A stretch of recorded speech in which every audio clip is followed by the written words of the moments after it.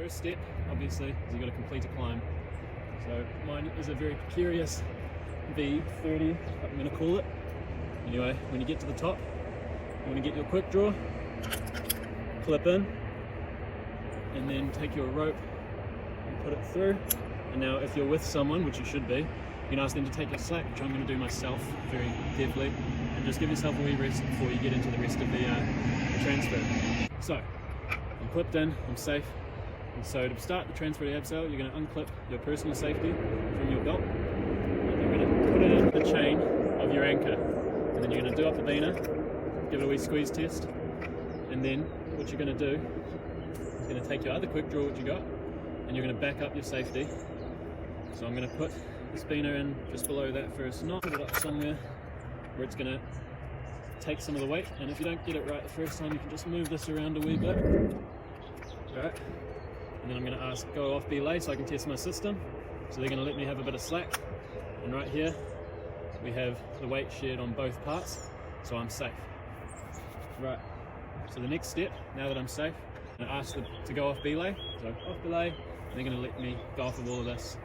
I'm going to pull through some of that slack, and I'm going to tie just some sort of knot that's going to keep this rope from falling down when I untie myself. And to keep that on your belt, grab a spare beaner, put it through there, attach it to your gear loop, screw it up, and then it's not going anywhere.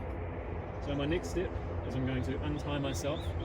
I'm all clear, because this knot's here, I can drop the rope. If I accidentally let go, it's not going to go anywhere. So I'm going to grab this bit of rope, and I'm going to put it through the focal point of the anchor, which is this little ring here.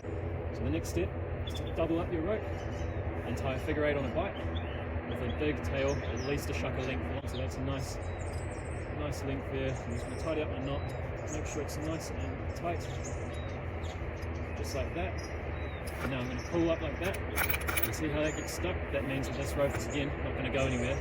So I can now safely take this beaner off my belt, and now this rope is nice and free again. So what I'm going to do now, I'm going to grab this end of the rope that I tied the knot in, and I'm just going to pull through some slack and make a coil. And it just has to be enough for it to get to the ground. So for me, on this deadly climb, I don't need all that much, so I'm just going to go grab that, and you're going to yell out rope, rope, throw it down behind you, and your belayer, or who was your belayer, is going to say down once it hits the ground. So the next step is we're going to grab my tubular belay device, and I'm going to put that through on the second, or under the first knot from me, right here. Make sure that the belay device is up the right way.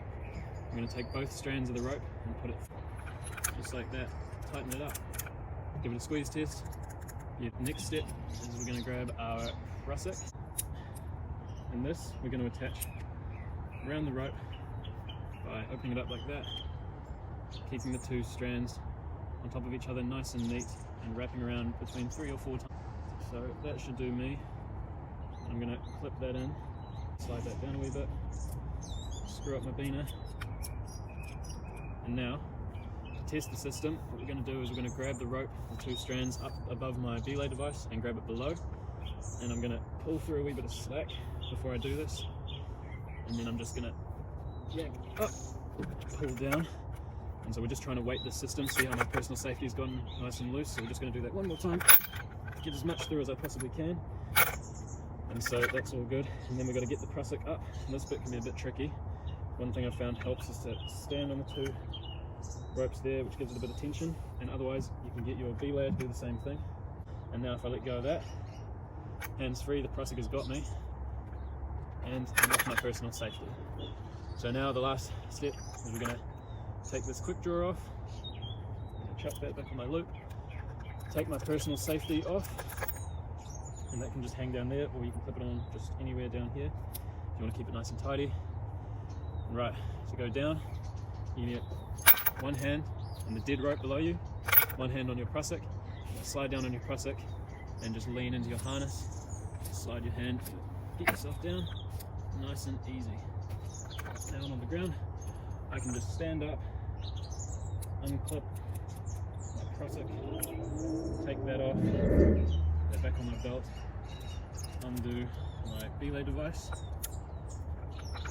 and that can all just hang down there. And now to make sure that I can get my rope back, I'm going to feed through until I get to that knot I tied earlier. I'm going to untie that, just like that. And now I'm going to grab the other end of the rope. I'm just going to pull it through all the way. And I'm going to yell rope because there's a rope about to fall down. And there you go. Transition to abseil done and dusted. I've cleaned my climb. There's nothing left on the wall, no quick draws, no nothing. Ready to go on to the next climb. I've been Shay Linehan. Thank you very much for taking the time to watch my micro instruction on how to do a transition to abseil while rock climbing. Yeah, cheer.